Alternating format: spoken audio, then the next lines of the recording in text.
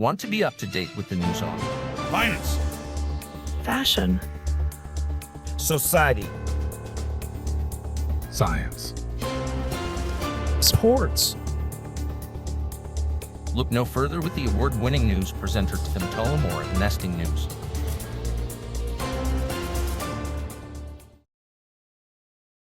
Good evening. This is NestingNews on Channel 1, and I'm your saving override in the dark alleyways of world events, Tim Tullamore. Today we shall inspect the recent development within the crypto space, the ongoing tug of war between the SEC and Coinbase, frogs over dogs, innovation within the Fate ecosystem, and more. Opening, as the tradition has it, with Bitcoin. The recent Bitcoin rally was cut short without any apparent black swans, with Bitcoin currently trading around $27,000.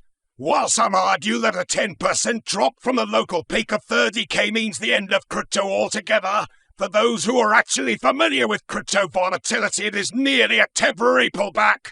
Moreover, such a pullback is not only a norm, but is also a part of a healthy price action of any financial asset. But hey, not a financial advice and all that crap. Don't you dare suing me. Make your own mistakes. Do your own research. Anyway, the one factor that possibly contributed to crypto hiccup could be the lack of clarity with the stablecoins like the USDC, which smoothly brings us to the topic of regulations. While USDC managed to repeg itself to $1 exactly, it is now deemed as a direct rival and somewhat of a threat to American CBDC, thus putting the stablecoin in a weird place. Should it be considered a stablecoin, the Fed is likely to issue its death warrant, and on the other hand, if USDC proclaims to be a payment solution for crypto only, then the SEC would sharpen the knives further.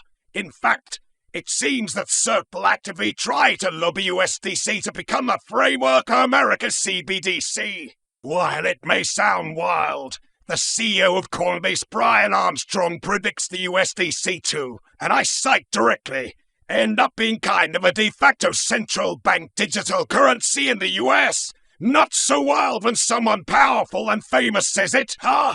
In the meantime, the current hostile stance of the SEC pushed CoinDesk and Gemini to swiftly acquire offshore licenses, effectively moving out of the US jurisdiction.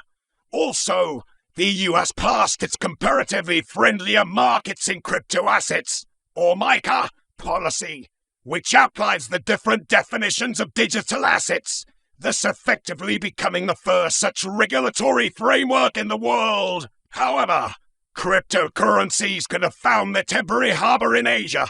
Chinese banks, for instance, have offered to facilitate crypto companies registered in Hong Kong. Could seriously help some startups if you happen to know any. So, who is more capitalistic now? Now, let's move to something less serious, namely the recent phenomenon of people crying over the missed opportunity of memeing. Yes, we are talking about the PEPE coin that had seemingly appeared out of thin air over just 1 week and now has a market cap of $97 million. What does it do? Don't know. Why is it so expensive? Who cares? Is it going to be a pump and dump scenario? Possibly, but for now, all the the investors care about is that some made millions in a week. Moreover, it is clear that the PEPE coin is trying to rival a stablecoin of memcoins, the Doggy coin. Will it be successful?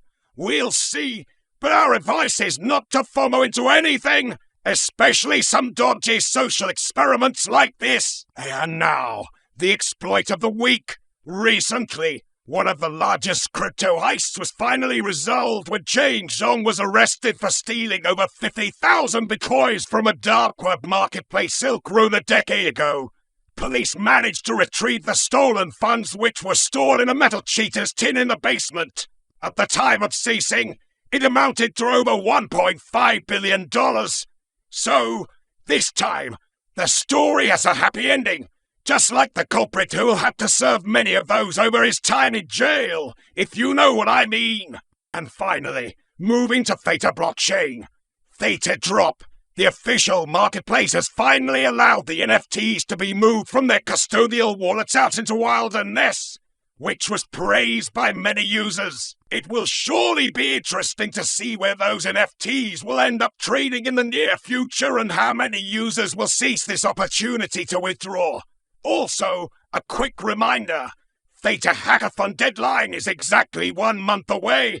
We hope to see great projects and positively disrupting technologies there, so stay tuned. Well, that's all we've got for you today. It was Nesting News on Channel 1 with Tullamore. Don't forget to drink water and have a good night.